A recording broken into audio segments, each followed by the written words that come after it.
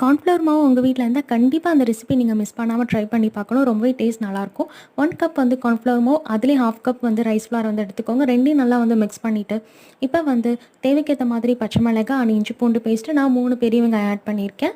And 1 spoon உப்பு, 1 spoon chilli powder add பண்ணிவிட்டு நல்லா வந்து மிக்ஸ் பண்ணிக்கணும். தயிர் இருந்தால் தயிர் 2 ஸ்பூன் ஆட் பண்ணிக்கோங்க. நான் வந்து தோசை மாவு வந்து 2 ஸ்பூன் வந்து ஆட் பண்ணிக்கிறேன். இப்போ வந்து கறி லீவ்ஸ் ஆட் பண்ணிவிட்டு அண்ட் கொரியாண்டர் லீவ்ஸ் இருந்தால் அதையும் கூட நீங்கள் ஆட் பண்ணிக்கலாம். இப்போ தண்ணி தெளிச்சுட்டு நல்லா வந்து பிசைஞ்சிக்கலாம். ரொம்பவும் வந்து தண்ணி மிக்ஸ் பண்ணிடக்கூடாது. பக்கோடா ஷேப்க்கு வந்து இந்த மாதிரி வரணும். அந்த மாதிரி பிசைஞ்சிட்டு ஒரு 5 மினிட்ஸ் அப்படியே விட்டுருங்க. சூடான எண்ணெயில் அப்படியே வந்து மலைச்சாரல் மாதிரி தேய்ச்சி விட்டிங்கன்னா சூப்பரான pakoda ready. Onion pakoda but வந்து கார்ன்ஃப்ளவரில் ட்ரை பண்ணி பாருங்கள். ரொம்பவே டேஸ்ட் நல்லாயிருக்கும், கிறிஸ்பியாகவும் இருக்கும். ஈவினிங் குட்டீஸ்க்கெலாம் இந்த ஸ்நாக்ஸ் வந்து பண்ணி கொடுத்தீங்கன்னா ரொம்ப ரொம்ப விரும்பி சாப்பிடுவாங்க. ரொம்ப ஹெல்த்தியும் கூட. கண்டிப்பாக நீங்கள் ட்ரை பண்ணி பார்க்கணும். இந்த மாதிரி வீடியோஸ் பார்க்க நம்ம சேனலில் லைக் பண்ணிக்கோங்க.